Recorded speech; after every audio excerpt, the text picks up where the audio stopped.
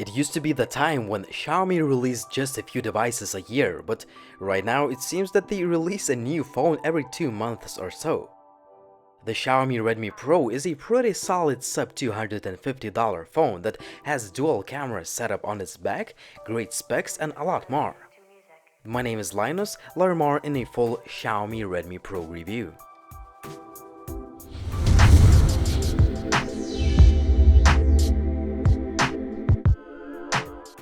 The phone ships in a usual Xiaomi style box, and inside of it you can find a charger, some paperwork, SIM ejector pin and USB cable. Let me be honest with you, this phone is the most premium Redmi device I've ever seen. It's made entirely of metal, even the top and bottom parts are made of metal too. I really love the brushed aluminum look. Even though the Redmi Pro may look a little bit glossy, it does not attract fingerprints so easily. We have a nice and tactile buttons, and I absolutely love the build quality of this phone. One of the key selling points of this device is, of course, its dual camera setup, which is supposed to give you a hardware-based shallow depth of field effect.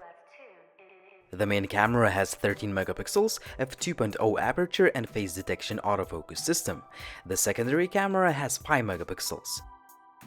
Also, there is a dual-tone dual LED flash. More on the camera features a little bit later in this review.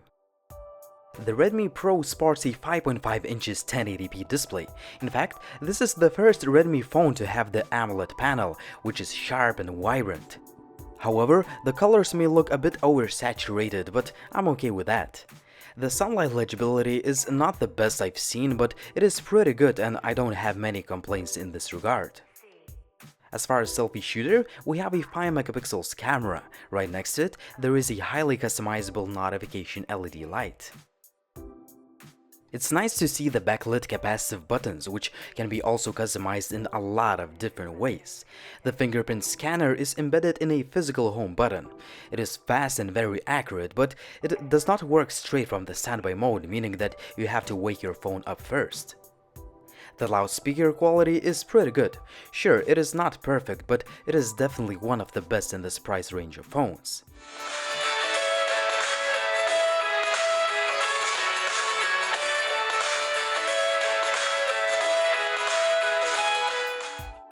One little extra feature that has started disappearing from a lot of phones is the IR blaster to control the devices like TVs. I have a standard edition of the Xiaomi Redmi Pro, which has a deca-core MediaTek Helio X20 chip with a maximum clock speed of 2.1 GHz, 3 GB of RAM and 32 GB of storage, which can be also expanded via the microSD card slot. If you are willing to pay extra, you can get a few model variations, and the best one sports a Helio X20 chip with 4 GB of RAM and whopping 128 GB of storage. The gaming performance is pretty good, yet not ideal. You can enjoy most of the 3D games without any issues, but there were a few skipped frames and a little bit of stutter while playing Asphalt 8 on the highest graphics. Of course, changing graphics settings to medium solves this issue. A great thing is that the phone does not have any overheating issues. When it comes to the user interface, my Redmi Pro has just been updated to the MIUI 8, which is built on top of Android 6.0. There are some cool new features and design touches that differ MIUI 8 from the MIUI 7. If you swipe down, you will open up a redesigned quick settings menu. There is no separate notification shade like it used to be. Also, the multitasking menu now has the 3D look to give you a better idea of what apps are running in the background. A great thing is that the Xiaomi finally reorganized their settings menu, and now we can find everything quicker. One of the new features include the second space. You can move apps, files and other information between the first space and the second space, and you can easily switch between these spaces. As Xiaomi claims, this feature is like having two phones with different files and settings. Another feature is the Quick Ball, which is simply a small bubble that has a few customizable shortcuts. However, I've never been a huge fan of any floating screens on the display. We have some other features, customization options, various tweaks and settings Xiaomi phones are famous for. Just to name a few, we can select from a variety of themes, wallpapers, fonts, and so on. Also, you can customize the LED light, assign different tasks to capacitive buttons, and so on. Finally, the MIUI 8 runs fast and fluid, and I didn't have any hiccups or lag. When it comes to the cameras, let's start by the most interesting part. The dual camera mode, which is called the stereo mode, is simply activated by clicking a small camera button. Here you can play with the aperture number by going all the way to 5.6, or you can go down to a super bright 0.95. Also, you can change the focus area after you take the picture and apply different effects. If you spend a little bit of time with the camera, you can get some nice photos. Of course, not all the pictures will look natural, but you can definitely achieve some nice looking results. A very cool thing is that you can also adjust the aperture number during the video recording to get that shallow depth of field effect. If you tend to take regular photos more often, the auto mode allows you to do that pretty fast, and that is thanks to the baked-in face detection autofocus system. The camera takes some pretty good images in daylight. The pictures tend to have a good amount of detail and sharpness. Also, the colors look natural. However, a few of the shots have softer focus on the corners, but we have to consider that the phone runs on an early software build.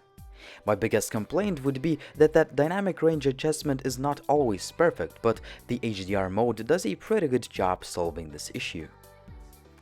The macro shots have a good amount of detail and they look sharp most of the time. As for indoor photos, you can get some good looking images too. Sure, they will look grainier, but the camera does an okay job with noise reduction. The low-light camera performance is not bad, but it is not great either. There is quite a bit of noise and there could be more detail. Also, I noticed that there is a slight red tint if you take pictures close to their light source, for example street lamps. The dual-tone dual LED flash does a pretty good job illuminating the scene in almost pitch-dark environments, but the flash is a little bit too warm for my taste. There are some other camera modes. Just to name a few, you can adjust some settings in the manual mode if you feel creative, or take panoramic pictures. Speaking of panoramas, they look quite terrible due to very low resolution pictures. Alright, so currently I'm shooting with the Xiaomi Redmi Pro. I'm shooting at 1080p. This is the maximum resolution this phone can shoot. And this is handheld footage. I'm trying to hold the phone as steady as possible as usual. The phone can shoot videos in Full HD. The video quality is just above average, I would say. The footage could look sharper and have more detail. On the other hand, I'm happy with the way continuous autofocus works.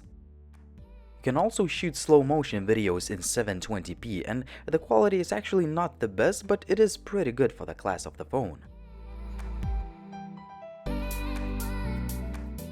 A 5-megapixel selfie camera is able to capture some usable pictures for social media, but it does not impress in general. Most of the images look noisy and grainy, and there is a ton of noise. The situation gets even worse in low light. Overall, the Redmi Pro has a pretty solid camera setup. It is not perfect though, but we may see some improvements with the future software updates. As far as connectivity, I didn't have any issues with Wi-Fi, Bluetooth, GPS or other options. The phone comes with a dual SIM card tray, which can either take 2 SIMs or 1 SIM and the micro SD card. The phone ships with a huge 4050 mAh battery that performs very well. I could get over 6.5 hours of screen on time on a mixed use, which is a very good result. The phone supports a fast charging feature, but it does not come with a fast charger out of the box, which is a bummer.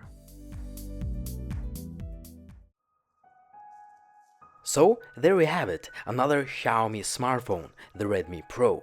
After using it for quite some time and testing all the features out, I can tell you that it is a very solid phone for the price.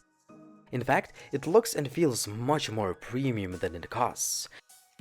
Also, it has a brilliant AMOLED display, great specs, good overall performance, user interface that has tons of features and a fantastic battery life. Oh, and the dual camera setup is actually pretty fun to play with. Not only you can get some great images with a shallow depth of field effect, but the phone's camera will not disappoint you if you want to take photos using the auto mode. Speaking of that camera, it is not always that good. It struggles in video recording, the low light performance could be better, and the front-firing shooter does not always impress. It's great to have a fast and accurate fingerprint scanner, but I don't like the fact that it does not work straight from the standby mode. At the end of the day, the Xiaomi Redmi Pro is still a very good phone for the price. Well, it has a few shortcomings like any other smartphone, but a lot of issues can be improved with the future software updates. Still, even with the current shortcomings, the Xiaomi Redmi Pro is a solid offering in a sub $250 category. It was Linus, thanks for watching, and as always, if you have any questions about the phone, please drop me a comment down below. In addition, please subscribe to the channel if you haven't already, and see you in the next video soon.